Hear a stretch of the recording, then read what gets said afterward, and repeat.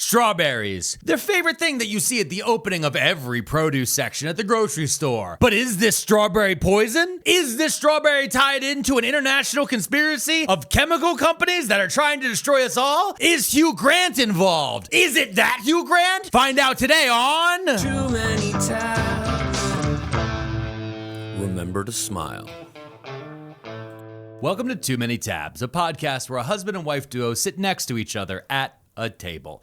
And today, we're going to answer a question that apparently is rapturing the entire internet. I think it's just my algorithm. And the question is, are strawberries poison? Is that the reason why I have strawberries in front of me right here? Yes. I decided to buy strawberries as for the bit. Okay. But then so this is a big thing of organic strawberries. Yeah. And I was going to buy one big clamshell of regulars and one big clamshell of organics. But then the organics were $8.99, and I said, that's enough strawberries. Okay, this is a lot of strawberries I have directly for the audio listeners. The regular, this size of regular strawberries, $3.99.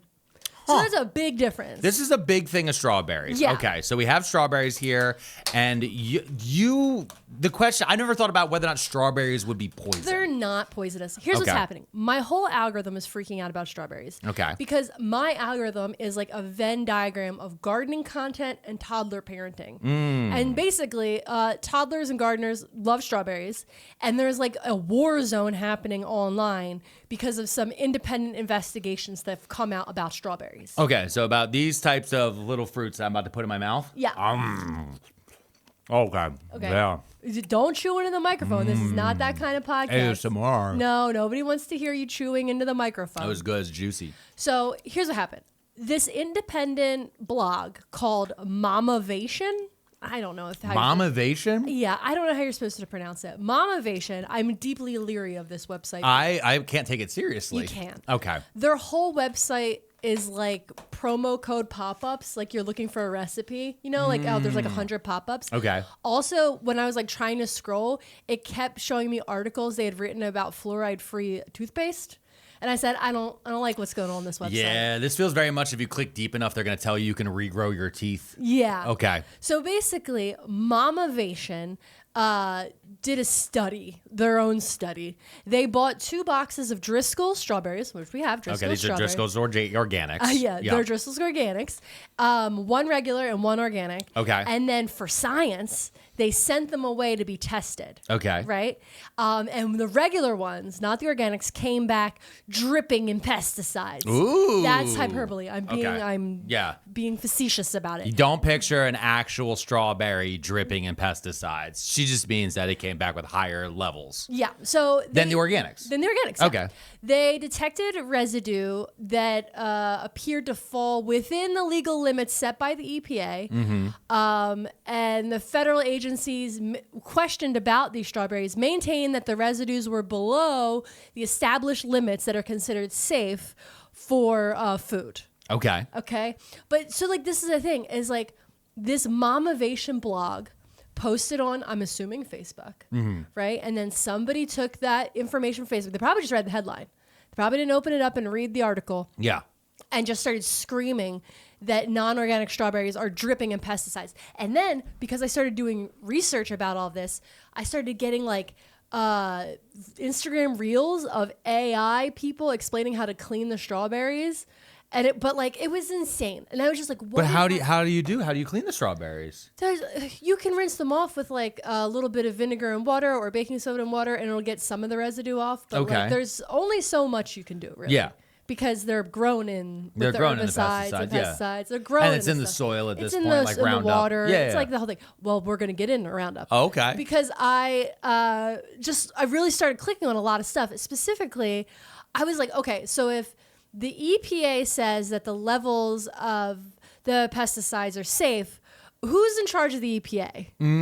Okay? Yeah, the Trump. Who's making these decisions? Yeah. His name, I know his name. What's his name? Lee Zeldin. That's right. Yeah, real bag of shit. Fun fact, he is not like a food scientist. We're not food scientists either. Yeah, we actually had an episode called We're Not Food Scientists. And I just want to state real fast, the two of us have degrees from community college that have nothing to do with health, science, any of these things. No. We're just two fucking people. This is a comedy podcast. It's a comedy podcast. Podcast. Usually, we're not scientists. Yeah, usually mostly it's about history, but This is going to get into history. There's going to be history? Yes, of Okay. course. This is All a right. comedy history podcast. All right, so let's get into the history. So, okay. The EPA, head of EPA is Lee Zeldin, Yeah. who I looked it up, went to law school. Yeah. So He's a lawyer. He's a lawyer. He's not a food scientist either. Yeah. He was put in position by Trump because Trump said he wanted to deregulate the EPA. Yeah. So that's great. The EPA, by the way, stands for the Environmental Protection Agency. Yeah, to protect the environment. We're not even dealing with the FDA or HSH, which is RFK Jr. FDA, head of the FDA just quit. Oh. Yeah, because they forced him to legalize flavored vapes out of nowhere. He was like, what? That was his line? His line in the sand was like, no, I will not bring back flavored mango vapes. And Trump was like, but the teens love them. And he needs the teen boys. I need the teen vote. I need it. He needs the teen boy vote. Yeah, Let's well, be real. there's an island. Okay. No. So the thing is, I was looking into Lee Zeldin. I was looking into the next guy down, right Okay. below him, his deputy. Okay. His name is David Fatouhi. Okay. It's Fotouhi. Fatuhi? I don't know. But he's a very interesting, in air quotes, guy. Okay. He's an interesting guy. He, in 2017, during the first Donald Trump administration, left his law firm job to come work for the Trump administration.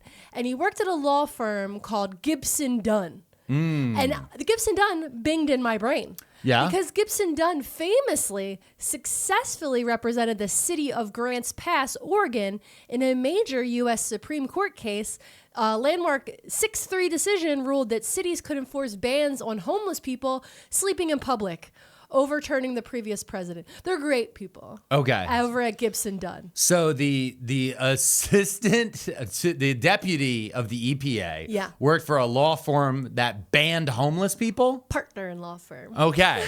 Yeah. He was a partner in a law firm that banned homeless people in Oregon. Yeah. Okay. And set a precedent from the Supreme Court. A 6-3 precedent. Yeah. Because we all know 6-3. When we hear Supreme Court and 6-3, we know we're about to live through a doozy. 6-3. Is that No, what that's the kids not. do? No, Is that the kids that do? they do 6-7. Oh, I don't know. If we pack the courts, we could get 6-7. Whoa. We should, and we should pack the courts. That's the thing I'm Anyway, very Dave pro. joins the EPA. Wait, hold on, real fast. We should make that a meme. What? Pack the courts, 6-7. Yeah. I think it's if the old millennials of us start doing that, it will ruin it for the youth. It's already been ruined. It's It's been already been ruined? ruined. I saw the Pope do it. The Pope did it? Yes, some guy brought like kids to see the Pope, like on like a lineup. Yeah. And they're like, Pope, 6-7. The Pope was like, okay, sure, whatever. Just fine. So Dave, he Dave. joins the EPA, and he's big into helping the administration roll back climate and water regulations. Of course he is. He directed legal efforts to repeal the 2015 Clean Water Rule and set forth a new rule. He called it the Navigable Waters Protection Rule, which narrowed federal jurisdiction over waterways, reducing regulatory burdens on landowners and industries.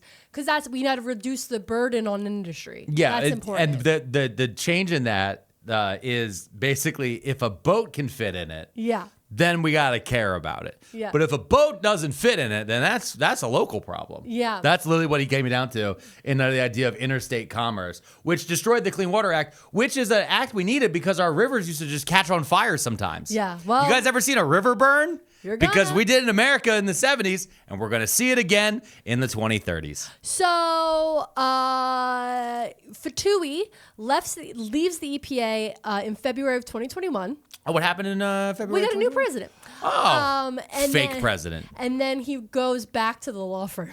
Oh, he goes At back? Gibson Dunn. Yeah. He's like, oh, I'm just going to go back to being a partner at the Gibson Dunn. Yeah. Got to go do some good law, practice some good law. Good law. But during his second tenure at Gibson Dunn, he actually, working with the law firm, challenged the EPA's March 2024 ban on asbestos.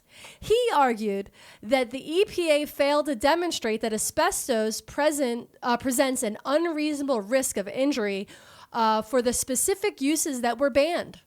Wait, this guy is pro asbestos? Yes. He wants to put asbestos back in our schools? We also did an episode about asbestos. We did do an episode about asbestos, but this guy is like, okay, so the deputy of the EPA is pro asbestos Yeah.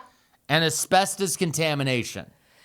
He also represented International Paper in relation to its use of PFAS and represented a group of businesses in Washington state that sued the EPA over their restrictions on PCB contamination in water. Now, PCB will come up later. Okay. But I needed to make sure that you knew that the deputy of the EPA loves chemicals in our bodies. PFAS and PCBs, he wants there to be less restrictions and regulations around those. Okay. And this is a guy who's working with Maha? Because I just want to remind everybody that we're in the situation we're in because a bunch of people who put crystals on their foreheads said that they were going to get rid of all the chemicals. Well, yeah. But then you brought back all the guys who love putting asbestos in schools and banning homeless people for existing. I'm just a little confused here. This is about strawberries. Yeah, I was going to say, when do the strawberries come back in? So, also in January 2025, Fatui was nominated again by Donald Trump to be Deputy Administrator of the Environmental Protection Agency. During his confirmation hearing, Fatui acknowledged that the climate is changing and that burning fossil fuels is the cause. He emphasized China's significant role in this global greenhouse gas emissions. Yeah. So he's like, it's a problem, but it's because of China. Got it. So we don't have to change what we're doing here. My favorite thing, actually, I don't think a lot of people have noticed this, though, is that the second Trump administration has admitted that climate change is real and it is man-made. And when they started admitting it, they did it at the same time and said, and that's why we need to conquer Greenland. Yeah. Because a lot of people are like, what's with this Greenland thing? And Trump himself, he's like, the ice caps are melting and there's more shipping lanes and there's more access to minerals up there so we can make more climate change. Yeah. Like there's this whole thing, like they've given up on even claiming that climate change isn't happening. Yeah. They just also don't want to mitigate it at all. No. Because one of the big things is like one of the ways to slow climate change would be to invest in green energy, solar, electric, but also windmills and batteries. You sound like a real lib. I know, and they've had all these different Trump administration people have been in Senate confirmations recently, and there was one, and he was sitting there, and he's like, "Well, okay, but why don't we invest more in solar and wind power?" And the guy's like, if it's dark out and there's no wind, we won't have electricity. And they're like, it's called a battery. You store it, you fucking idiot. Oh, my God. Like, you can store energy. They just don't want to admit that is because they can't think of anything. So, anyway, back to strawberries. Back to strawberries. Because basically, I was like, who's in charge of the EPA? Okay. The people in charge of telling us what's on these strawberries. Are you going to eat more strawberries? I'm going to eat another strawberry. These are very expensive. They're for the baby. No, they aren't. They're a prop in the show. And if I don't eat it, we can't write it off on our taxes. And if we can't write it off on our taxes, then I have to give these guys money. And I don't want to do that because that ends up in a slush fund for January 6th, guys. Anybody think about that? Anybody think about that? 1.1 million for each January 6th guy? That's crazy. The Mamavationn report alleged... I forgot this. Yeah, don't forget about Mamavationn. The Mamavationn report alleged that conventional strobes contain residues of 12 different pesticides and fungicides at levels prohibited if detected levels exceeded stricter standards of other countries. So basically, they're not saying that they meet our standards, these strobes. Mm-hmm. They're saying this level has been banned by the EU, Taiwan, Chile, Korea, and Russia. 8 of the pesticides are considered PFAs, or forever chemicals, and are extremely persistent and highly toxic. Oh. How's that strawberry? That hit me in the seed. Yeah. There's a lot of seeds in there. I'm going to get diverticulitis of the throat. So wait a second. We have less strict regulations than Russia? I know, isn't that crazy? That caught me off guard. Well, on certain chemicals. Yes. And this is the thing, real fast. Yeah. This is the thing that happens a lot when you can't do a one-to-one comparison of American systems and other ones because things like we list things based on their chemical name. Yeah. Other places might list things based on like the quote natural name. We also have different names for like the dyes and other things. So they're not easy to search, and so you need to speak to food scientists who actually understands the difference in the regulations. You know who's and this not is where experts. Scientist? Me. You're not a food scientist, but this is where experts really do come in handy because You might be looking at, what did you say, Thailand or Taiwan? Taiwan. Which we're going to give to China soon. But Taiwan, like, you need to find somebody who has an understanding. How are we going to give them Taiwan? We're going to, What do you mean?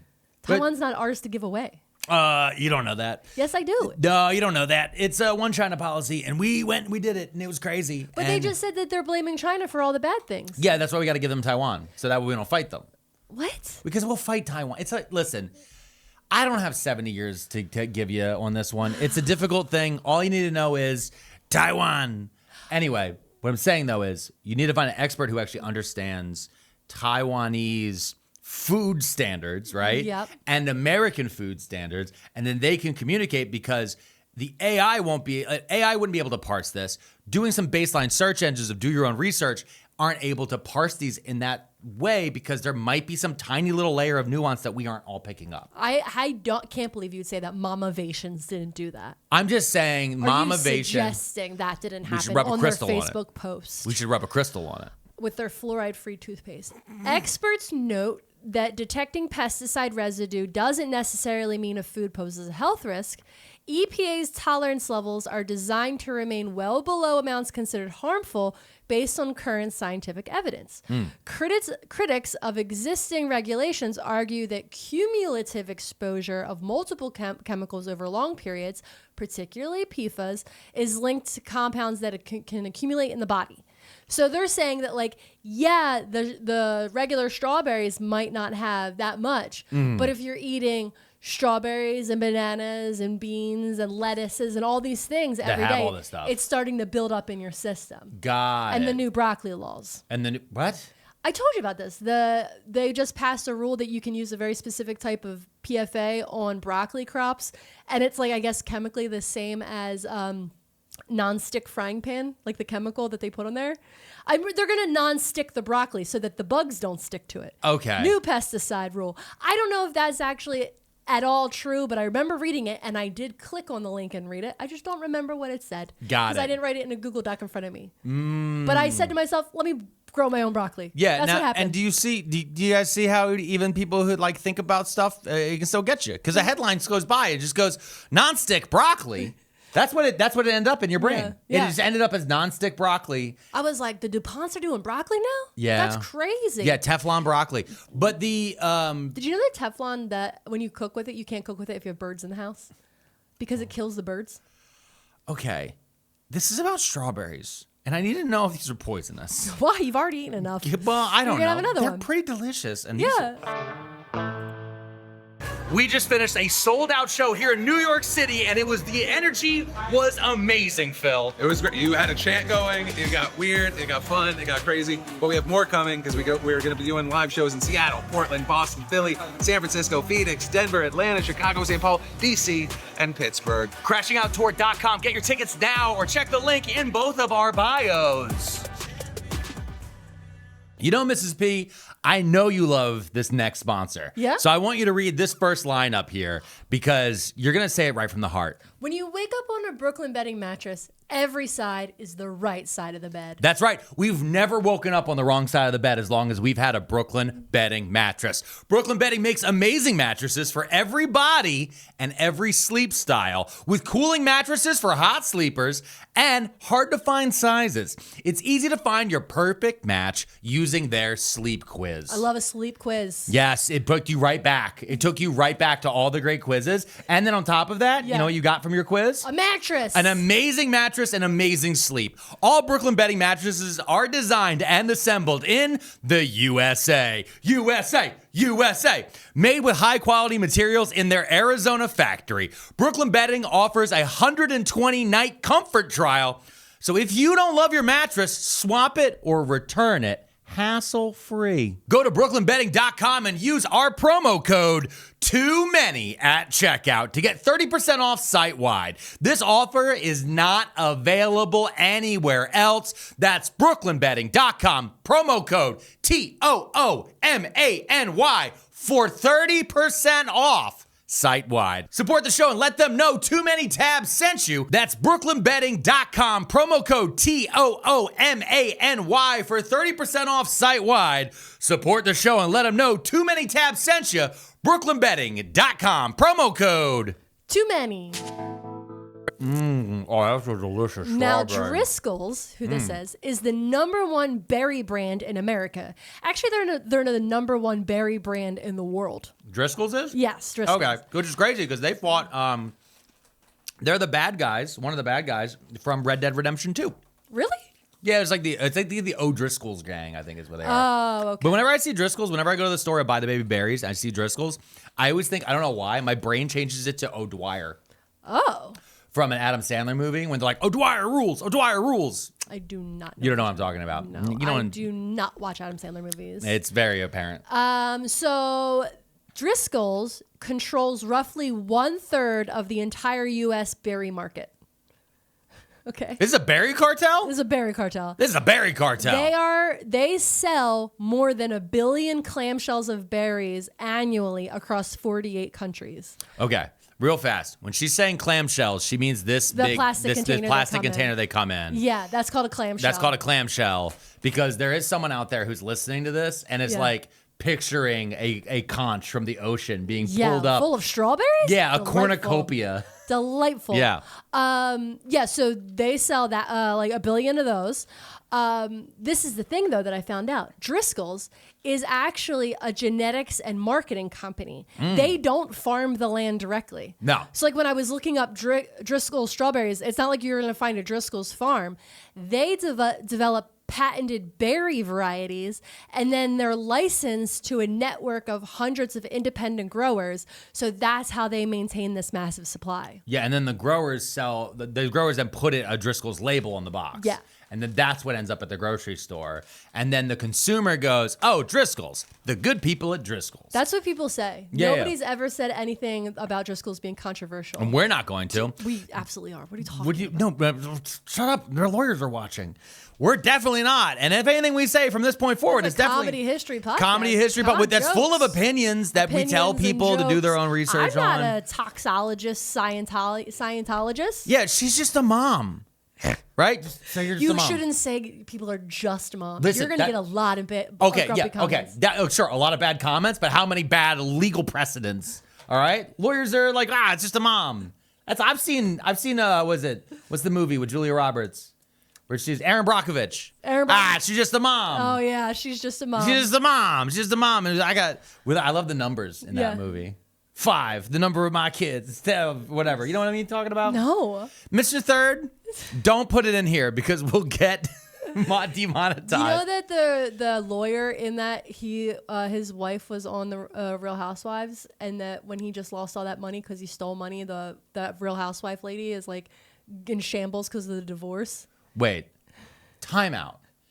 That sentence made no sense to me whatsoever. Okay, so in the movie Erin Brockovich, in the movie Erin Brockovich, Julia Roberts plays the paralegal Erin that's Brockovich. that's working for like a curmudgeonly attorney. yes. That is going to represent all of the people of that town that got poisoned by their wastewater because of the chemical plant nearby, right? Yes. That attorney, did get to keep some of that money, right? Yeah. The attorney that actor is based off. Yeah, of. Yes. the actual attorney. The actual real attorney. life story, because Yes. it's based on a real life story. Yes. Okay, so he went on to go and practice law for many years, and then I do not know exactly what case it was because I didn't pull it up, obviously. But he had he done a case for a group of people who were victims of some type of crime. Now the rules are when somebody wins money, it has to be kept in like an escrow fund, a separate bank account that is then distributed after all the court stuff is done. Yeah. And the attorney takes their portion, but they're not allowed to put it in their own personal bank account so that it doesn't commingle funds, right? Yeah. He, in somewhere, because I'm not looking at the paperwork, he maybe commingled funds. He did something funky with the money that was for the victims of this crime that he was defending, and then allegedly stole it or something. And then because of that, he got sued. But the whole time, he has like this wife that's like really rich. She hangs out with Jennifer Tilly on Real Housewives. She's like rich, fancy blonde lady. And she's super, super wealthy because of him. Okay. And then they get a divorce, and now all this stuff is coming about how a lot of her wealth, a lot of her Gucci clothes and diamonds are coming on the backs of these victims that he stole all this money from. And then she's on fucking Bravo network being like, no, I didn't know about this. I didn't know that that's where the money was coming from, blah, blah, blah. And so it's very messy. Okay. And is Lisa fucking Rinna involved? Or is that a different episode? A different season. I just want to she say. might be involved. No. I just want to. You tell them what you want to tell them. Okay. I shared an elevator with Lisa fucking Rinna and her husband. Yeah. When I went up to do the live show with Phil in New York.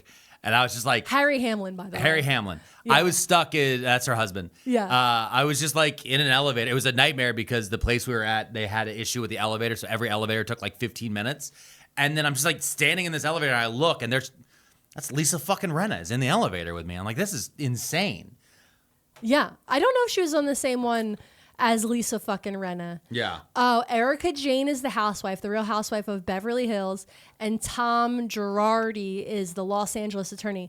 Oh, he got disbarred for this. He embezzled over $15 million from vulnerable clients, including burn victims, crash survivors, and families of the 2018 Lion Air flight to fund his former wife's lavish entertainment career and lifestyle. Wow. Yeah. And so Tom Girardi is the lawyer from Erin Brockovich? Yeah, pretty sure. Let's double check that. Okay, ready? Tom Girardi, Erin Brockovich case. Tom Girardi is the disgraced, disbarred attorney and former co-founder of the law firm. He inspired the 2000 film Erin Brockovich. Well, shit. Yeah, my brain does work. It I'm does not work. just a mom. Well, listen, I was iffy. There was a certain point in there, and you're like, nah, you did all this different stuff. I'm like, all right, well, we're talking shit on lawyers, and you're flying off the handle with it. And this is supposed to be about strawberries, babe. Yeah. Strawberries. Oh, wait. Erica Jane and Lisa Rinna maintain a strong, enduring friendship after starting together on the Real Housewives of Beverly Hills. And look at that. Yeah. Tabs, baby. We tabs the fuck out of that. We tabbed that raw. That was raw tabs. Raw dog and tabs. We didn't even have to really open stuff until we started to fact check ourselves. We had to fact. Do you see how we fact checked ourselves a little bit? Just a little. Just a little. Just a little, touch. because the second she said lawyer and then started talking about his name, I was like, oh, real fast. Why don't we correct that one? Okay, so they got Driscoll's is a genetics and marketing company. Okay. California, though, the state of California produces about 1.8 billion pounds of strawberries annually. That's a lot of straw babies. They actually grow 90% of all of the strawberries in America for the Really? American market. So if you're eating a strawberry, there's a 90% chance it was grown in California. California, the state, has used over 14 million pounds of pesticides with PFAs between 2018 and 2023. So you have to be clear, that's being like flown over crops. Yes. Sprayed with water. Yeah, crop dusting. Crop dusting. And I don't mean just walking through a restaurant. That's when you fart and you walk through the restaurant. Yeah, you just keep people on. don't. Not everybody we know worked at restaurants. Yeah. Also, but people have crop dusted rooms before. I think enough people know what a crop dusting out your own butt means. And it comes from actual planes. Yeah. That are spreading the dust. There's the dust spray and the dust. pesticides and And the then there's also the fungicides and big herbicides. irrigation things where they'll spray it through the water. Yeah. There's a lot of different ways that they And so apply all of those chemicals get into the water and the soil, and they get into the runoff, stormwater runoff, as it's Yeah, called. and then those go into reservoirs Yeah. or into actual wells in people's homes or into other different layers of stuff, which is why we should get rid of these things. Yeah. We should get rid of all the strawberry farms and we should just replace them with data centers, right? Yeah, That's what Kevin O'Leary wants. I think that's a really good answer to the I think, problem. honestly, listen, my tummy wouldn't be hurting right now from eating 7 strawberries. I know you've only seen me or heard me eat 3. We've done a lot of takes on this episode today, everybody. So I'm currently deep in the strawberry game, raw dogging them. I washed them. I watched them too. Oh, they're double washed. Yeah, well, you said today's episode is called Are Strawberries Poison? Hey, babe, go grab that whole clamshell of strawberries. I said, okay. Before I run them up the steps, let me give them a double rinse real fast. Driscoll states that they operate in compliance with federal, state, and local food safety laws. Yeah, but this is America. This is America. You can kind of buy those. Yeah. You can buy Allegedly. those. The President of the United States did a settlement with himself where he made the government swear they would never investigate him or his children for tax fraud for the rest of time. That happened yesterday, babe. That feels like That happened yesterday. That feels very like that we need to investigate them for tax fraud. Yeah, he literally was like, no, it's a one-pager. Yeah. And so when they're like, guys, we're following on. This is very much of the, hey, yeah, well, sure, it's unethical, but it's not illegal. Oh. It's not illegal. So then I found this other group after I was like looking up Mamavationn. Yeah, still can't get over I know. that. And then I found this other group called the Environmental Working Group. Okay, You heard of those? The Environmental Working Group Yeah. sounds. These are bad guys or good guys? They're just like Mamavationn. Like I don't trust them. God damn it. Because I was going to say, at least they went for like a normal name. Yeah. You know what I mean? Calling yourself the Environmental Working Group, I'm like, all right, whatever, you're lobbyists. But Mamavationn still. The Environmental Working Group, I think, is a 401(c) nonprofit, whatever. But they ranked strawberries among the produce items with the highest number of detectable pesticide residues, though they didn't name any specific brand, to be clear. But you said a third of all of them are Driscolls. That's just math. Okay. The Environmental Working Group is also Red Flag AF. I wrote that, Red Flag AF, because they came up with what's called the Dirty Dozen. Do you know what this is? No. Okay, so every year, for I don't know how many years now, while Maha was starting, this thing always bubbles up like once a year on like the Facebook and the Instagram, where people are like, oh, it's this year's Dirty Dozen. And the Environmental Working Group actually trademarked that name, the Dirty Dozen. They changed like a movie name? But no, in reference to this. Okay. So every year they test like 50 different types of produce, and then the top 12 fruits and vegetables that are the most contaminated with pesticides get titled the Dirty Dozen. So the 2026 Dirty Dozen are spinach is number one, which, yes, spinach is like the one vegetable that gets recalled like the most. Yeah, it's always like E. coli, too. It's always E. coli. It's always Salmonella? Listeria and Salmonella. Yeah. And the reason is it spinach, especially baby spinach, doesn't have like a really thick skin, so it absorbs quickly everything. And when the leaf itself is like really wrinkly, so like if there's any germs or stuff in it, it's hard to wash them out, and a lot of people don't wash their lettuces. And then the other thing is sometimes it gets sprayed with fucking like pig shit water, because it's like fertilizer water that hasn't properly been composted.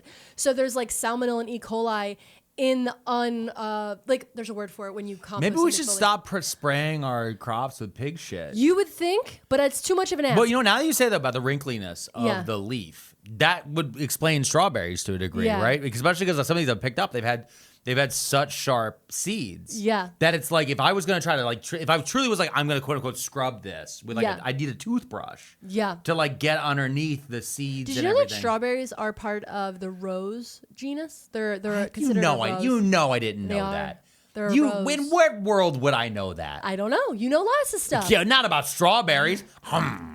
So anyway, cook your spinach. Don't eat it raw. I found that out personally because I used to drink like spinach blueberry smoothies every morning. I got very sick. So now I only cook spinach. Number 2 was kale, collard greens, mustard greens, all for the same reason. Wrinkly, hard to clean. Yep. And number 3 of the Dirty Dozen, strawberries. Strawberries. This list is heavily criticized by agricultural and scientific experts. Studies have shown that the trace pesticide levels found on these fruits and vegetables are negligible and well within legal, safe, established regulatory limits. But I'll be the devil advocate on that. Just like what I said before, though, it's like these limits are set by lobbyists and industry standards that are then codified into laws, and then we learn more things as time goes on. And so there's always, with like the science or anything with it, you should be looking into it.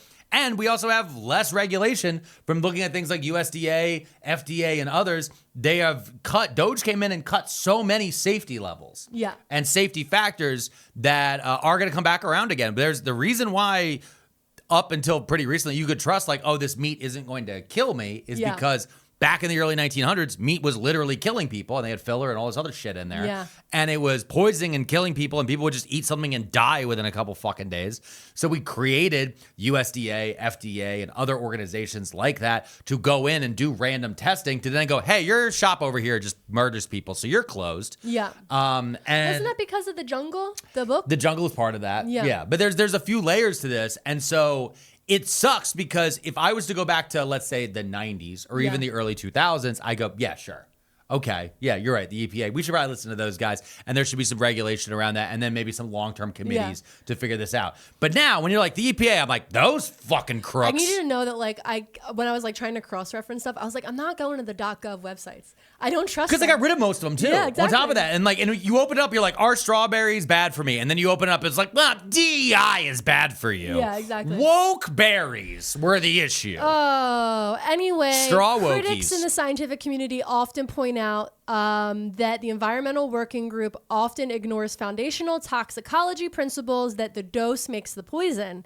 They are often criticized for labeling products toxic or harmful based purely on the presence of an ingredient, regardless of how minute the concentration is. And this is something I noticed on their website too, because you can go onto the Environmental Working Group website and look up like sunscreens and hair stuff. So like they're like, oh, this has I don't know, shea butter in it. Yeah. And they could have decided from something they saw on something they looked up that hasn't been agreed upon by scientists across the globe that shea butter is a toxic chemical. This is and like, it's like there's this much of it in a chapstick, so they're like toxic, don't buy it. yeah. And do they say toxic or do they say toxin? Oh. Because I will say this is if you use the word toxin at me, I immediately disqualify anything you have to say.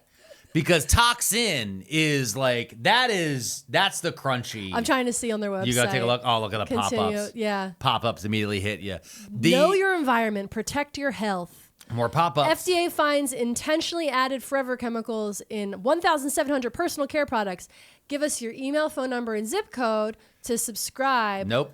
So I can get more information. You're just trying to about that. click through on different things. But that's so fine. look, they have like makeup, nails. And so you can look up everything that... You could just fearmonger yourself to hell. Yeah, but this is also one of those things, the same way people who are afraid of soy, right? Yeah. There was a while there where, especially on bodybuilder websites and on MMA websites, they'd be like, if you drink soy, it's going to turn into a woman. Because there's a type of estrogen thing in there. But it's not the type of estrogen that like the human body, it's a different type. You're going to turn into a delicious meal. But it's the same thing back when COVID first hit, there were people who COVID-19 hit, there were people who pointed out that old Lysol that they had, it said on the bottle that it could kill COVID.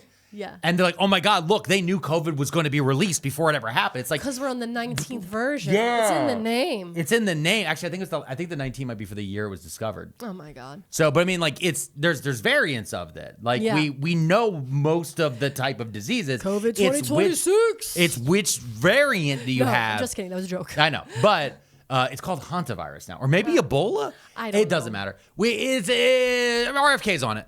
But what I'm saying though is, with all of this, there is this issue that we have with science in general in America, which is people get a little bit of information, and then they run with it. Yes, and that's what happened. Is that the Mamavationn, I don't remember. Mamavationn. They were like, we got a little bit of information about strawberries. Yeah.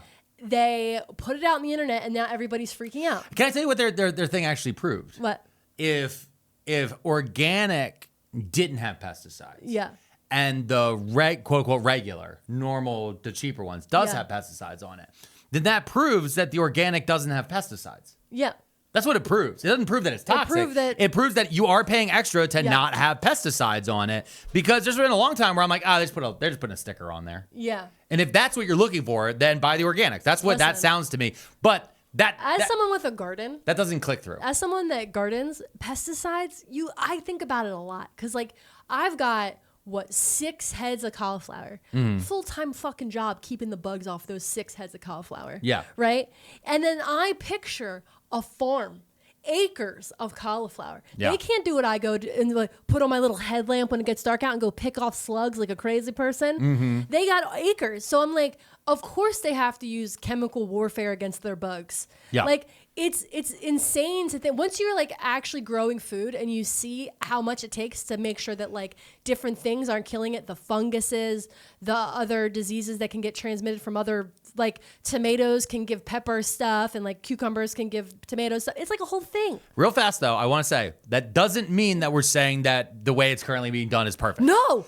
Because I do want to, no. I know, but I do want to get ahead of that, because then I can already feel like 3 comments of people being like, they're now over here forgiving factory farming. No, we're talking about if the factory farming does exist. Yeah. So this is why people would go in that direction logically, but it doesn't necessarily mean it's the right way. No, that's not where I was going to go. No? I was going to head down the path of everybody needs to grow victory gardens and community gardens. There we go. So we have access to fresher food closer to us. That's true too. Yeah. I'll give you that. That's where I was going to go. Yeah. Just on that little guy Oh, good. right there. She didn't have the merch. You have the tie-dye version of your merch on I today. know, The it's Soldier cute. of the Soil. Okay. So what was I saying?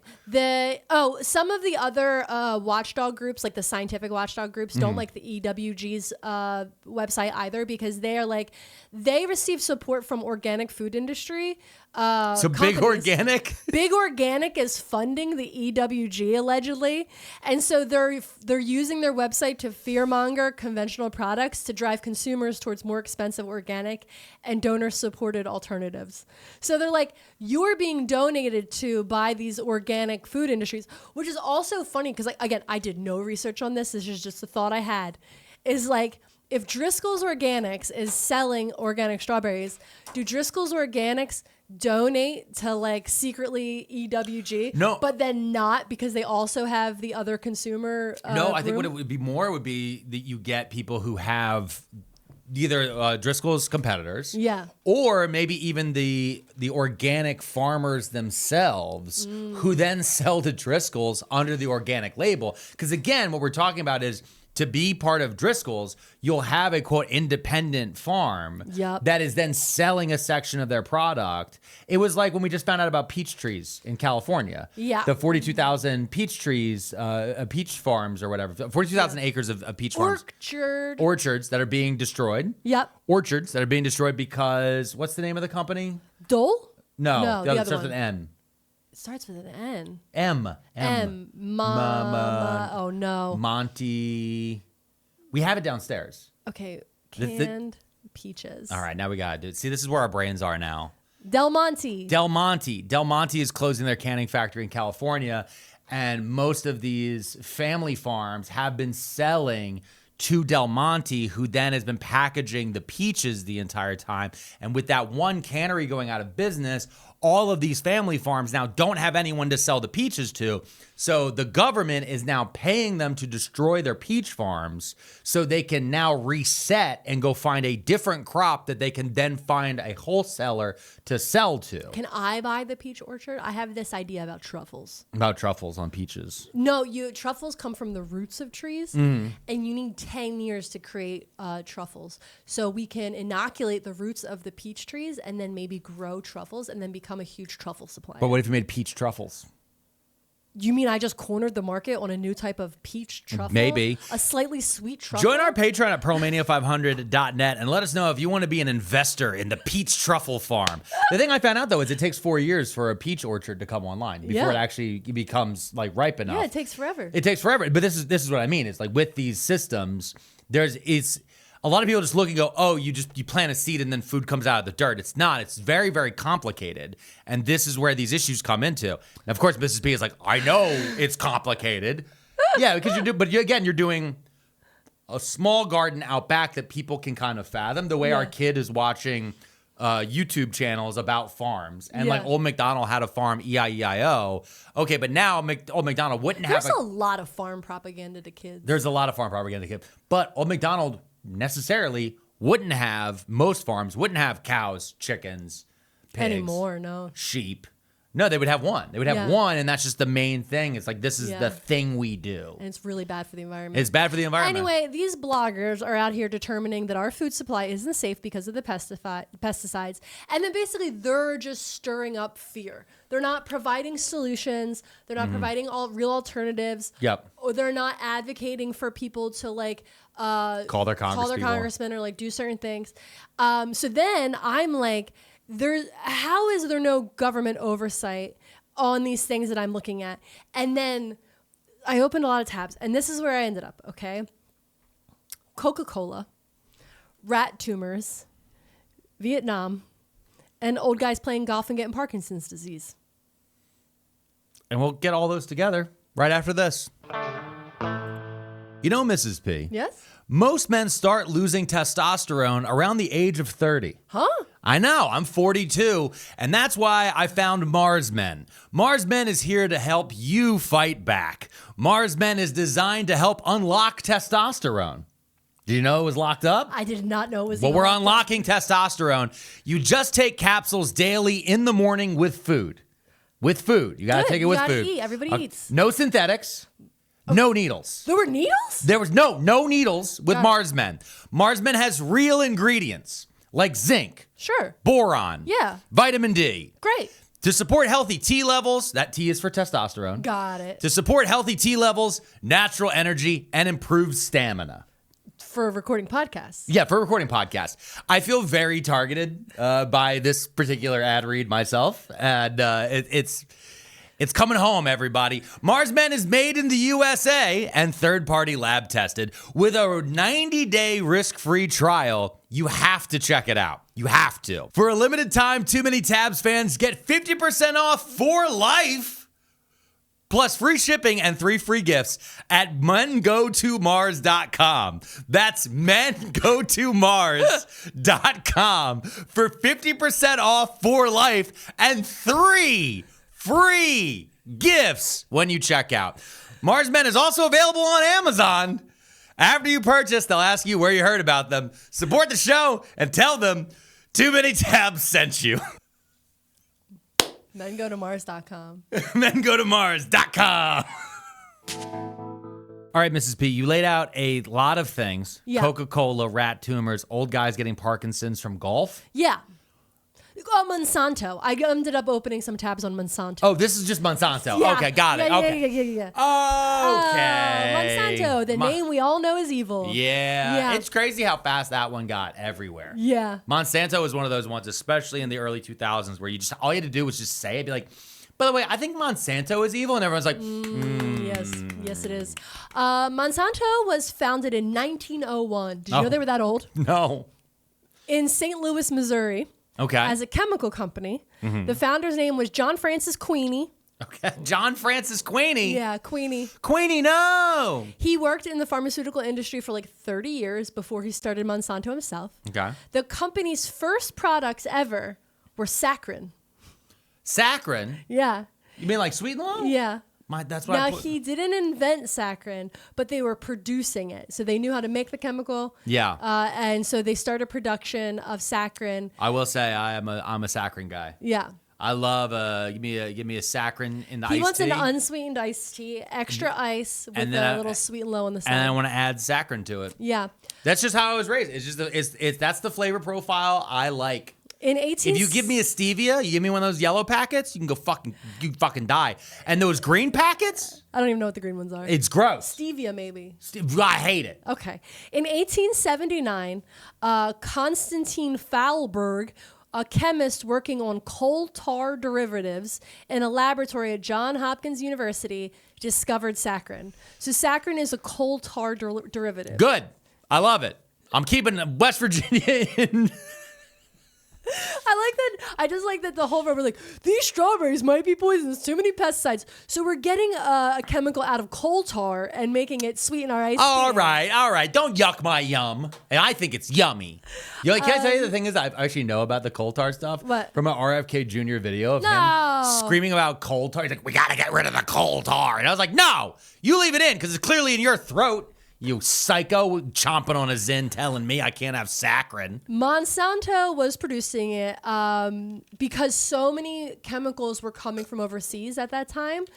And there was this issue that sometimes other countries would punish Americans with tariffs and taxes, or that if wars broke out, it would be hard to get chemicals. Oh, Yeah. So tariffs and wars of choice got in the way of people having delicious iced tea? So Queenie was like, I know we should start producing our chemicals in America so that we don't have to worry about that. And that's why he started making the saccharin. That is actually the argument for tariffs. And his That's like legit. Like that is the argument. that's which the is, argument Trump made. He No, just I know, but it's didn't also do the it. argument that actually Bernie Sanders has made and others. Yeah. There are, like, tariffs are a complicated issue because there are ways where you look at them and you go, this is annoying. Businesses straight up hate them. Yeah.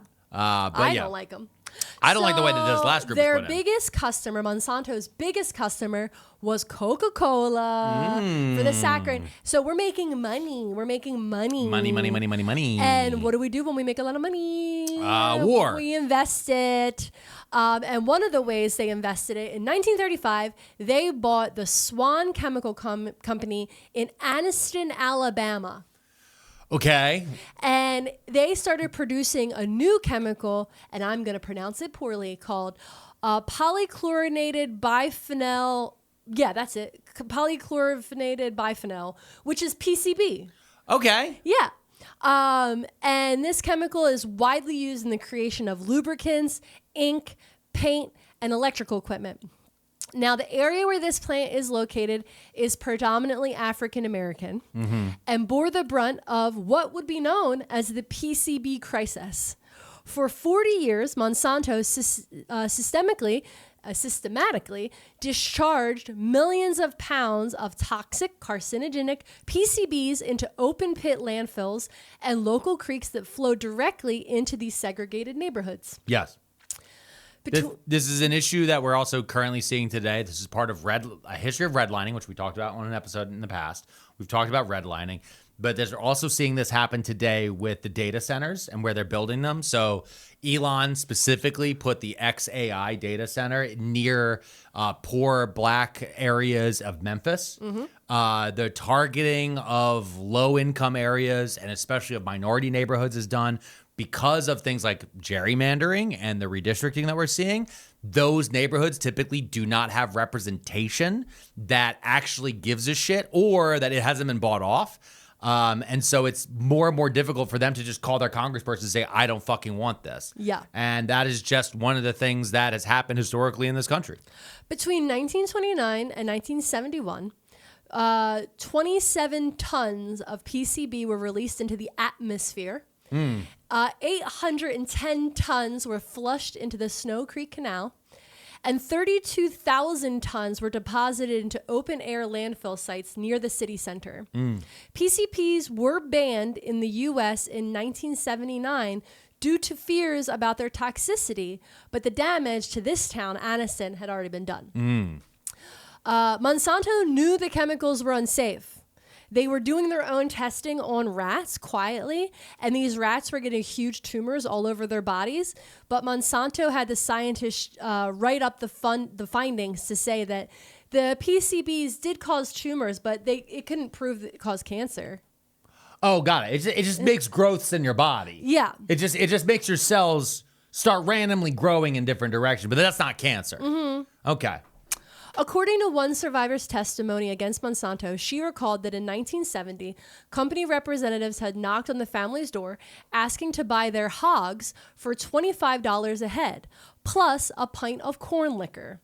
Unbeknownst to her and their neighbors, Monsanto was collecting nearby livestock to determine the extent of PCB contamination of the local environment and its inhabitants. The company's analysis showed that the chemicals were building up in the animal's fat to levels at roughly 19,000 parts per million. At the time, the federal standard was advised to not consume fish with more than 5 parts per million.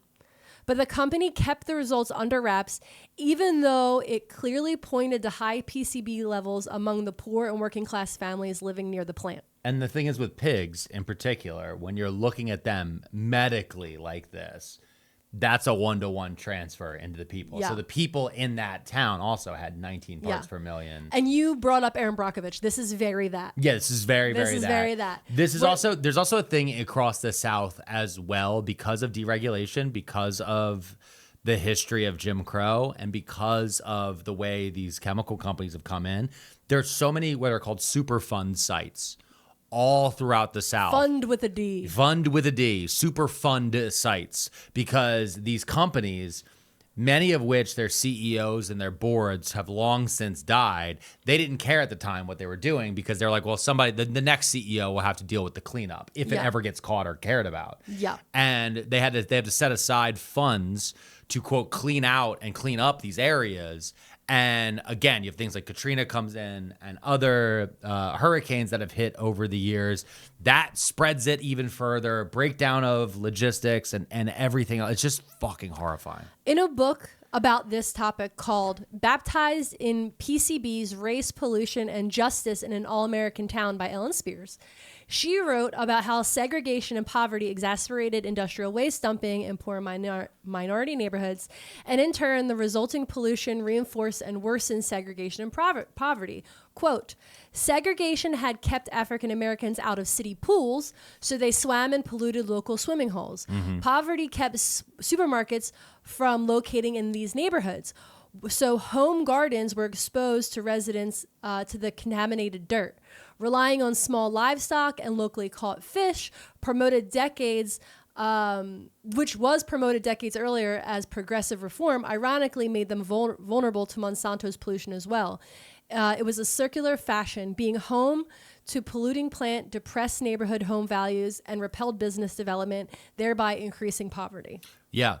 It would be like with the Flint water situation. Yeah. Very similar, where if you're looking at one neighborhood over and everyone there is drinking bottled Fiji water, Yeah. and everyone else is drinking from poisoned lead lines, you're going to have a difference. It's also another thing, too, what we've talked about before when we've mentioned prosperity gospel. Mm-hmm. There's a secondary thing that then ends up happening over time with this. If you have a whole community where you have people who are disabled with tumors, a history of disease and sickness in their family, a prosperity gospel teaches you that that's your fault. Yeah. That's not the fault of the chemical company that's maybe upstream from you that's dumping everything into your... No, you need to pray harder. That's why you're poor. Yes, and people that are rich are blessed. God Yes. likes them. No, so the owner of the chemical company is blessed to be rich because God likes him. And his kids can do cocaine in Ibiza. Yeah. That's what it is, because that's what always ends up happening. Yeah. Their kids always do cocaine in Ibiza. There was a settlement in February 2003. That's a much longer time than after it got shut down. Yeah. That was like 40 years. Yeah. Okay. They had to fight forever. Yeah. The residents of Anniston won a $700 million settlement. After all the court cases, fees, attorneys, it came out to like $9K per person and $2K per child. Yeah. And the children were grown. You know what I mean? Yeah. This is about strawberries. Okay, this is about strawberries. So Monsanto is diversifying, and they're like, we got to get out of this PCB game because they're banning that. Yeah. Okay. And victory gardens are over. Nobody wants to be doing their own victory garden, guys. Yeah. We got to get something out here that can help the farmers. We got a booming agricultural thing. The baby boomers are out. They don't want to do victory gardens anymore. We're going to make weed killer. Oh, for lawn care. Yeah, well, no, and for agricultural use. Yeah. Because on the big mass agricultural farming scale, they're the weed killers they need to focus on. Got it. Not the at-home gardener, right? Well, not right away. And we're living in the future when I was researching this. This is like, they're talking about like flying cars. They're like, we're going to invent weed killer that's going to change agriculture and we're going to have flying cars. And I'm like, yeah, the future is extremely stupid. Yeah, fucking, God damn it. Yeah, we didn't have flying cars. We have drone warfare though. Oh, the robot dogs with the backward legs. Robot dogs with a gun on them. Yay, woo! Yay! Oh no, This is why I don't give a fuck if my strawberry's organic or not, dude. Yeah, the dogs have robot guns. Oh no, I drove my leased car too close to a data center and I got shot at by a robot dog with a gun on its back. The president's posting himself with a like hot alien. I don't know what's going on. No, the one that got me was when the president posted an image of himself, a couple members of his cabinet, and a random lady with big boobs. Who was she? Nobody knows, but she's just floating in the water of the Washington Memorial reflecting pool. It's like them. They put a woman with big boobs in there because it was gay until then. Oh, yeah. Because it was just the president Guys, Marco Rubio and Doug Burgum. Well, we you all know who that is? No. Secretary of the Interior. I know who Rubio is. He's the one that went to that phone party. Allegedly. What happens in Miami stays in your butthole. Are you talking about when people get butt shots? No. Oh, okay. Oh, allegedly he got shot in the butt. Miami foam party. Monsanto. We should call him. All right, from here on out, everyone. Whenever Marco Rubio is mentioned, you should say Marco Miami foam party Rubio. Yeah. Just throw Miami foam party in there and just sprinkle it. This is what we're doing from on out. We're just sprinkling it. You don't even have to say Miami. You can just say foam party. Foam party. Foam party Rubio? You mean Marco, the guy at the foam party, Rubio? Yeah. So they start making super extreme weed killer. Who's the weed? Monsanto. Super extreme weed killer. Roundup. No. So they make this like super extreme weed killer because they're like, we just got to kill all the weeds so that we can grow all these crops really quick. And the thing is that it's such an intense weed killer, it actually kills every fucking plant it touches. It causes extreme damage to humans as well. They're like, oh, these people that are doing these, we're testing this on, are getting really sick. What were they making? Zyklon B? What the fuck? Okay. The farmers are like basically dropping dead, and they're like, I hope nobody notices.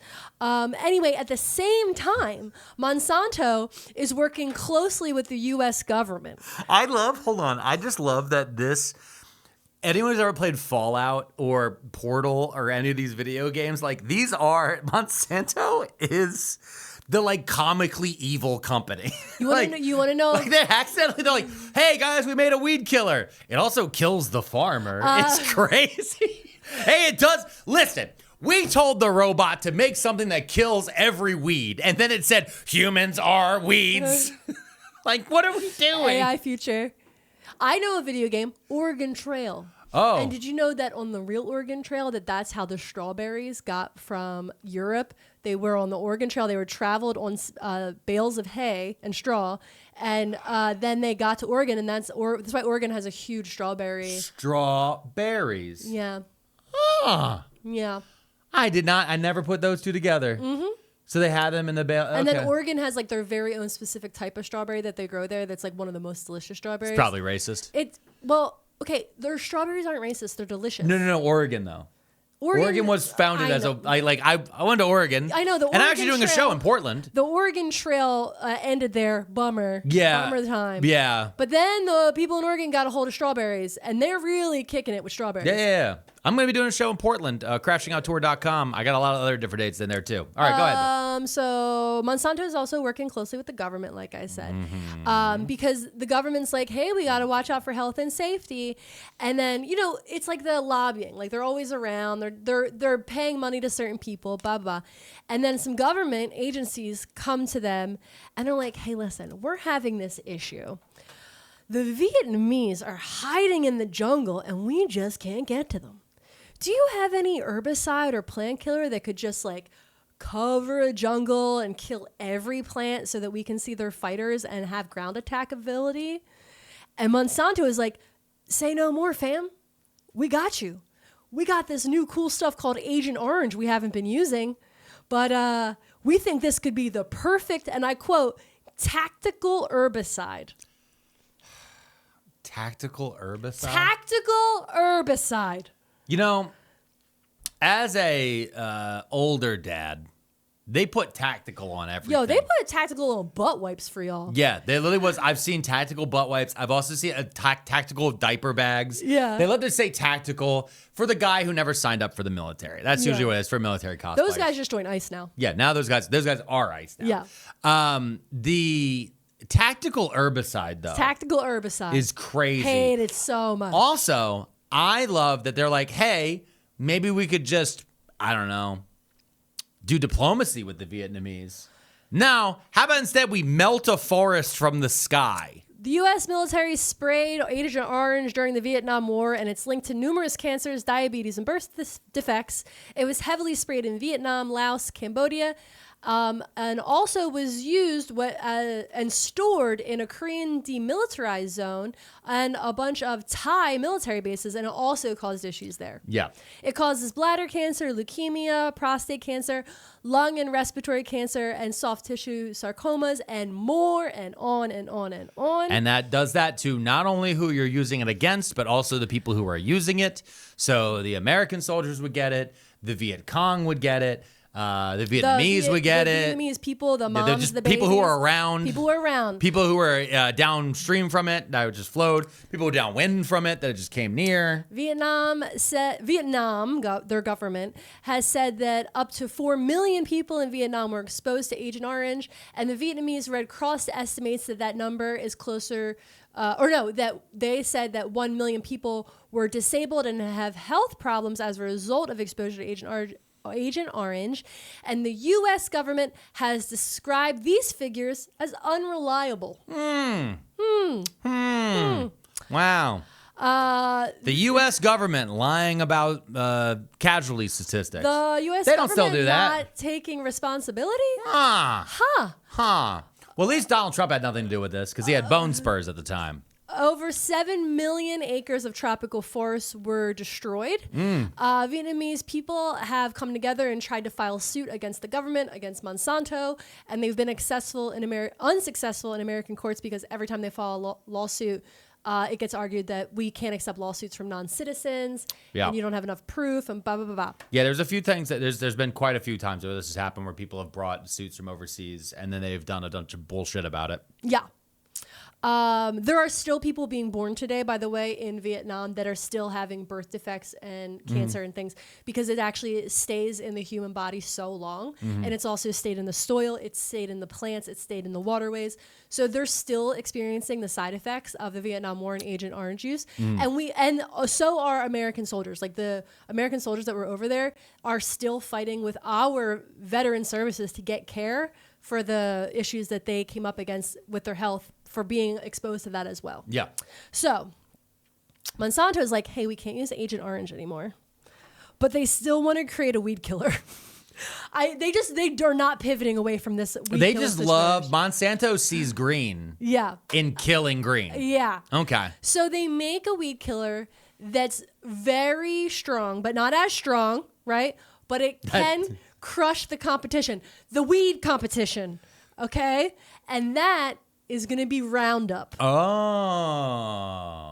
And we'll find out more about that right after this. I have eaten so many strawberries. My tummy hurts. They might be poison. I don't think they're poisonous. They're the organic ones. No, it doesn't matter if they're organic. I don't think I'm supposed to eat this many strawberries. Yeah, I mean, don't do it again. You know what it is? The small ones have more taste. Yeah. When the strawberries get too big, they're basically just apples. Yeah, and they don't taste like anything really. Well, that's good. That's a good one.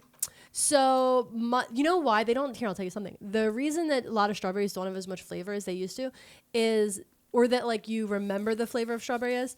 So when strawberries like this are picked, they're picked at 75% ripeness. So they're picked while they're still sort of green and white. And then as they travel, the gases in the clamshell actually ripen them.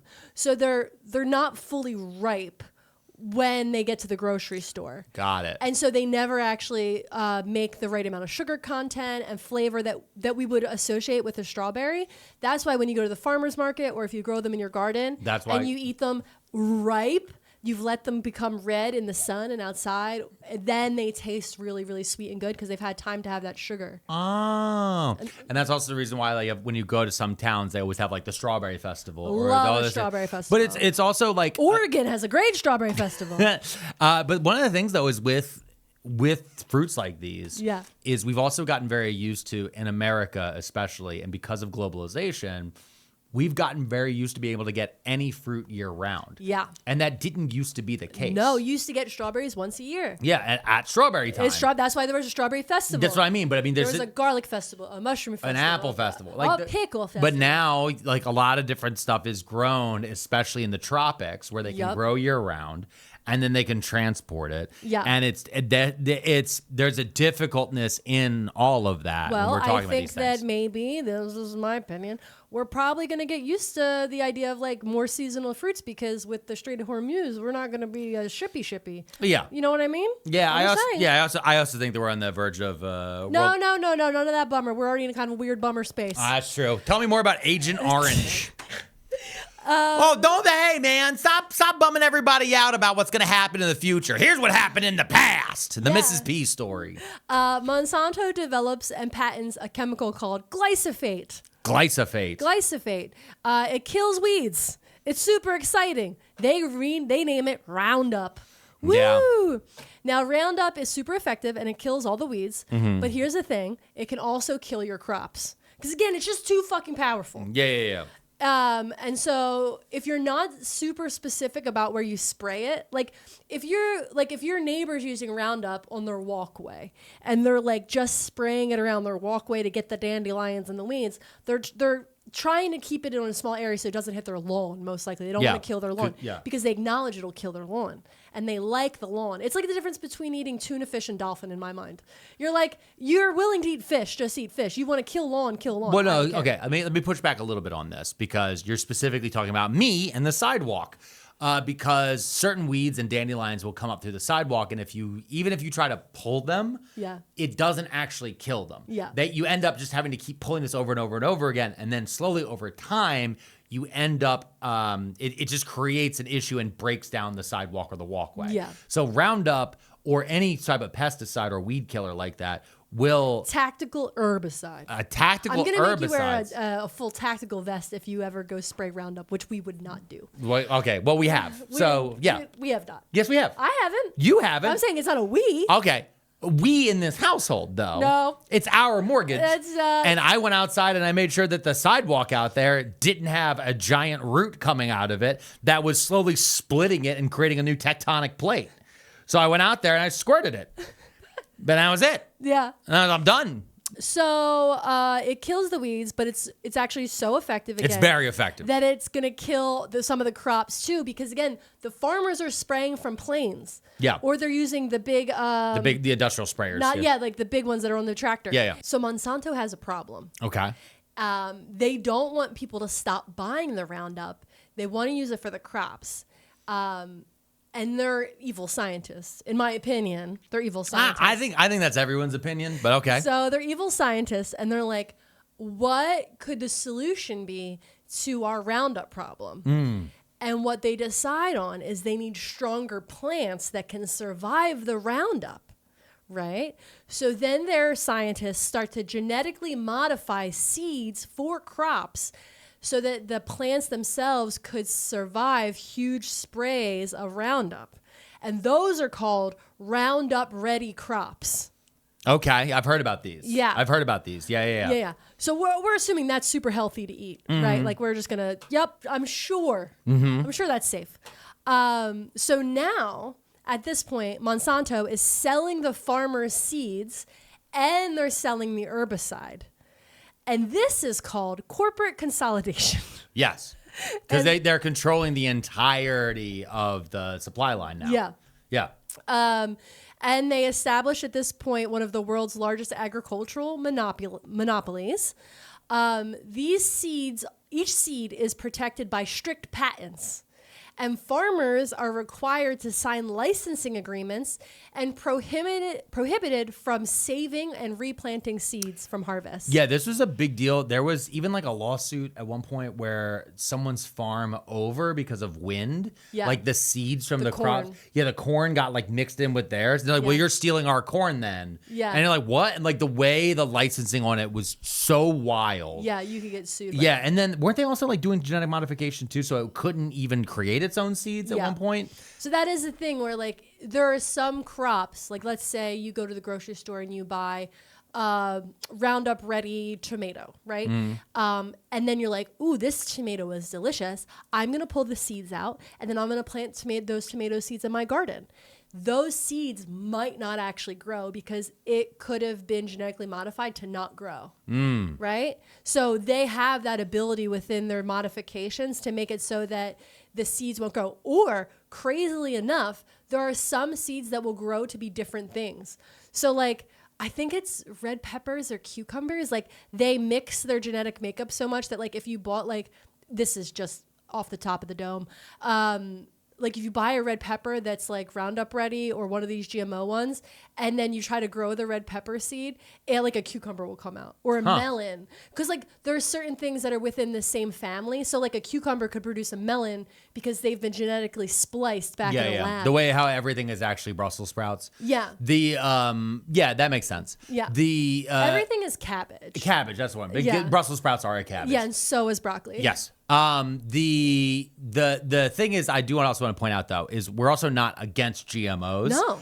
But this is one of the reasons why there was so much anti-GMO stuff out there. Yeah. And part of it's because, again, Monsanto is the evil company from Fallout. Like, they are Vault Tech. They are Umbrella Corps. There's, like, so many movies. You're just saying things I know, you don't know any of these things, but there are so many, like, movies. I'm not allowed to watch Fallout, by the way. To be clear, I'm not avoiding it. I was told I wasn't allowed to watch it. Yeah, because I didn't want you to be like, oh, that's gross. And me being like, it's part of the plot. There's certain things. And I'm not allowed to watch The Boys either. Yes, for the same reason. It's gross, but I'm like, it's part of the plot. It's fine. I like that I'm making you out to be like this misogynist that doesn't let his wife do things. No, I'm just sitting there because I don't feel like having to explain why something is happening on the screen. Actually, the only movie it's not because of the content. It's just because I've sat with you through enough stuff where you're going to look up and go, well, that's stupid. I'm like, well, then don't fucking watch it. So we just don't. Yeah. But there's only one thing I've ever actually prohibited her completely from seeing, and that was John Wick. Oh, yeah. Mrs. P was not allowed. I told her straight up, I was like, you're not allowed to watch John Wick because they murder a dog at the beginning. Yeah, I don't need that. And the dog looked exactly like our dog at the time. I don't need that. And I was like, you've been through enough. And I have a lot going on. Even though Keanu Reeves then goes out and kills a lot of dudes. I like that part. I know, but I'm like, I love revenge. But it was very much like Up in that you have to go to a very dark place to then rise out of it. You know? I'm not watching Up. Yeah. So also seed saving is incredibly important. So like the fact that they're not letting farmers save seeds is nuts. This led to highly publicized legal battles, most notably the landmark 2013 Supreme Court case Bowman versus Monsanto, where the court unanimously ruled that farmers infringe patents by reproducing patented seeds without permission. So the Supreme Court ruled against the farmers and for Monsanto. Yep. Supreme Court's evil. That's my takeaway from all that. Also, this is setting up basically, and it's set up every farmer into a subscription service. Yes. And then they also have a subscription service to repair their John Deeres and everything. Yes, because of right to repair and other exactly. things. Yeah. So between 1998 and 2017, Monsanto spent over $116 million on direct lobbying efforts. At its peak, the company frequently spent between $4 million and $6 million annually supporting federal issues, including advocating for biotech policies, pesticide regulation, and opposing GMO food labeling requirements. I was saying, Monsanto. Now, let's see here. In 2015, WHO, the World Health Organization. Boo. Don't in boo USA, who. we hate them. Boo. We don't hate them. They made us wear masks, right? That's what we're supposed to do. God, no. We're not part of that anymore. America is free of the WHO. Okay. Knock, knock. Who's there? Not the World Health Organization in America. They classified glyphosate as a probable human carcinogen. This has led to tens of thousands of lawsuits from farmers and consumers alleging that the weed killer causes non-Hodgkin's lymphoma, which is very difficult for me to say. Yeah.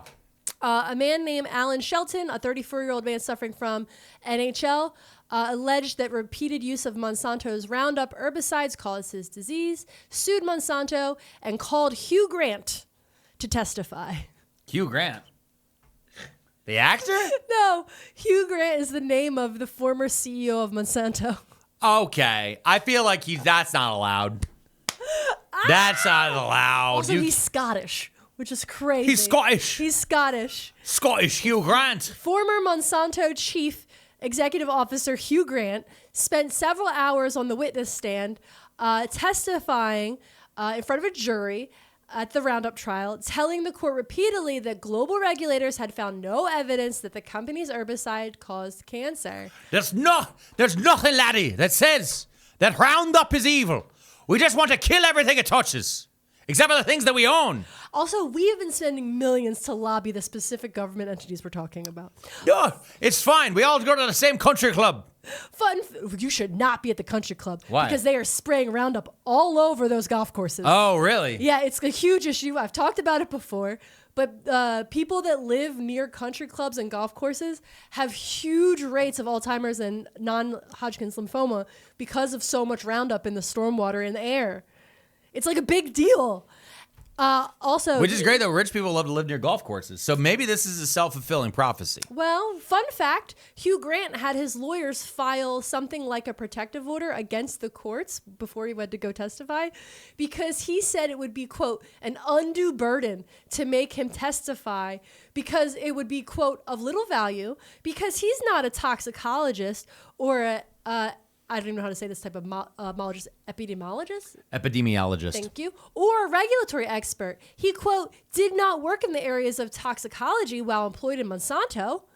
Grant does not have, quote, any expertise in the studies and tests that have been done and related to Roundup. Oh, laddie, I'm just in charge of the entire thing. I don't know how any of it works. Captain, I need more power. I love this. Also, he said... I didn't commit murder. Alan Cumming. He's Alan Cumming now. Murder. Also, he said that his lawyer said in this protection from the courts he tried to get that if he had to testify in this one court case, it would be an undue burden because then he would get subpoenaed for the hundreds and hundreds of other cases. And that would be unfair because he already recorded himself on a VHS tape virtually, making his testimony, and all those cases could just use that one video. Because no one's going to come up with a different question. No one's going to come up with a different question. Comically evil. That's so evil. Yeah. Oh, laddie, if I have to testify in every single child cancer case that claims that my face is the reason why their children are dying, I'll be here all week. Don't you know I got to go to an island? Yeah, we're going down to an island. We got to make sure we have the clean what? Just hold that real quick. In September... No, don't you just hold that real quick. Hold on, shh. In September of 2016, German chemical company Bayer, the aspirin people, announced their intent to acquire Monsanto for $66 billion. A little bit on the nose. In an all-cash deal. All cash? They had $66 billion up front in cash. Do you know how Bayer got that money? Yeah, I do. We could do a whole episode about Bayer. Because it's the Holocaust. Yeah. It's the Holocaust. And they poisoned the aspirin in Africa. Yeah. And didn't they also poison baby formula? There's a lot in there. Anyway, Yeah. in June 2020, Bayer agreed to pay numerous settlements in lawsuits involving Roundup and PCBs. Oh, laddie, you got to cover up all my lawsuits. I was German Scottish. I don't know what's happening. Achtung, the Roundup, we are cowboy, yippee-ki-yay. So Bayer, after they do this purchase of Monsanto, they have to pay a bunch of lawsuits for the Roundup, right? But also for that old PCB shit from the 70s. Yeah. So... But they had $66 billion in cash. The Bayer-Monsanto merger is considered one of the worst corporate mergers in history. Like business people refer to this and they're like, oh, the worst merger. Oh, really? You don't want to be like the Bayer-Monsanto merger. Really? You never want to buy the liability. Oh. You know what I mean? Oh, yeah, because what they should have done, if they were really doing it, they would take, which what happens with like DuPont and others. Yeah. Other companies come in and they'll carve out specific divisions. Yeah, like private equity. They know what they're doing. Well, private equity would buy the whole thing and then they would sell off division by division, little parts here and there. Which is what Richard Gere's character did in Pretty Woman. Not to bring it back to every Julia Roberts movie. No, that's literally what I was thinking. Should we just put Julia Roberts in the thumbnail? Oh, for sure. We're going to put Julia Roberts in the thumbnail. Julia Roberts holding a strawberries. No, Julia Roberts holding a strawberry, and it just says, "Is this poison?" And the thing is we're going to have the arrow pointing at Julia Roberts. Oh, no. And I'm making this face. In March 2018... Hugh Grant announced that after Monsanto was acquired by Bayer, he was going to leave the company, and he was paid off, like in his golden parachute, approximately $77 million. Such specific numbers. Makes me so mad. He now works as the director of Harris Distillery, and he makes scotch. Okay. And the reason I said hold on to that is... he like I guess owns this Scotch distillery that also makes gin on an island off of Scotland, and this is like his retirement job. Like he got 77 million, and then he basically bought, I think, an island in Scotland, and now just makes Scotch there. Oh, laddie, come out to me island. No children, just adrenochrome and whiskey. That's a joke, and in my opinion. In my opinion, it's a joke. And on a comedy history podcast that no one should ever take seriously. Ever. Especially Hugh Grant's lawyers. And if you're Hugh Grant, you have a problem with what I have to say? I mean the other one. Yeah, the actor. Not the actor. No? The other Hugh Grant. There's probably a third Hugh Grant out there. There's got to be. If there's 2 Hugh Grants, there's definitely 3. If you're Hugh Grant, get in the comments. Right now, the Supreme Court, like right now, Boo! the Supreme Court is discussing whether Bayer needs to be held liable for health side effects from Roundup, or can they have total immunity? I'm going to go out on a limb here. I'm going to say in a 6-3 landmark decision, Bayer cannot be held liable for any of the issues that they caused. Because they said the same exact thing about the president. February 2025, our health secretary, do you know who he is? Health and Human Services Secretary? Yeah, do you know who that is? Never heard of it, him or his harvest. Robert F. Kennedy Jr. The harvest. You're the canyon. The comments are going to be mad about that. Stop doing it. I'm a river Stop flowing bringing up into the you. harvest, unless you're talking about the harvest of strawberries. The strawberry. Let me eat one of your delicious No, berries. you're eating enough of them. I'm eating a delicious You're gonna have a berry. tummy ache. Oh, yeah? Well, maybe if you Maybe you'll it stop soothes my doing- throat. Stop doing the Robert F. Kennedy voice. Stop it. He releases his Make America Healthy Again report. Remember when he released his report about how to Maha? Yeah. In it, he blames glyphosate for Americans' health problems. In the official government document, he like fully blames glyphosate. Which is Roundup. Yeah. Okay. Bayer goes to Trump and is like, the walls are closing in, bud. Bayer's CEO meets with top White House officials and says the company can absorb billions of dollars in litigation, and they can afford the lawsuits of, alleging that glyphosate, the active ingredient in Roundup, causes cancer. But it couldn't also face regulatory uncertainty about whether or not it was going to get banned. They were talking about banning it. Yeah, because RFK was was talking. Because what RFK Jr. sold to people on all those fucking podcasts when he was talking about Maha with fucking all the things he did was that they were going to get rid of this stuff that was causing cancer in our food. That was his campaign promise. Yeah. That was his whole deal. And so then Bayer went to Trump and Trump's people and was like, we can handle all this other shit, but we can't have you in a government capacity talking about like banning Roundup. Right? Okay. And then what So happened? basically, they threatened to leave the U.S. market. They're like, if you guys are going to do this, we're going to leave the U.S. And this was a huge concern because of phosphorus, the critical mineral used to make glyphosate. Bayer is the sole domestic producer of phosphorus. And phosphorus is also used to make weapons and semiconductors and fertilizers. So Trump signs an executive order that boosted domestic glyphosate production. The Trump administration had already approved Bayer's permits to mine elemental phosphorus in Idaho, and the executive order called for Bayer to have legal immunity from the hundreds of lawsuits. Wait. So let me get this straight. Yeah.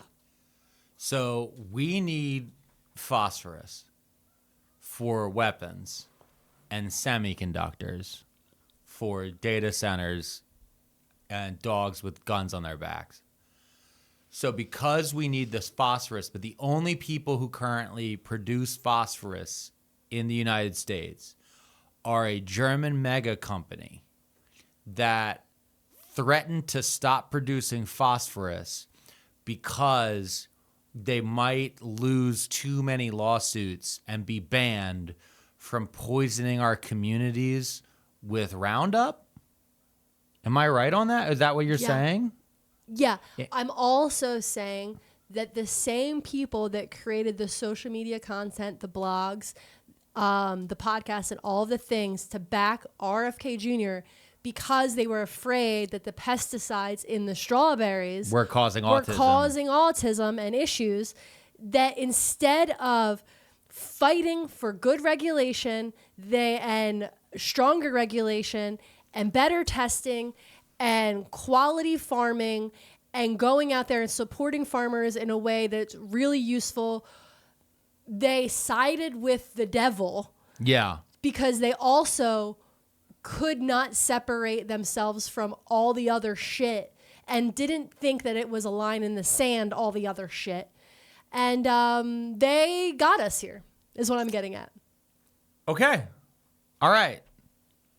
So I guess this is my question then. Yeah. Am I eating poison? No. Sure. Who knows? Have a great week, guys. Yeah, guys, have a great week, and we'll see you next week right here on Too Many Tabs every Sunday at noon.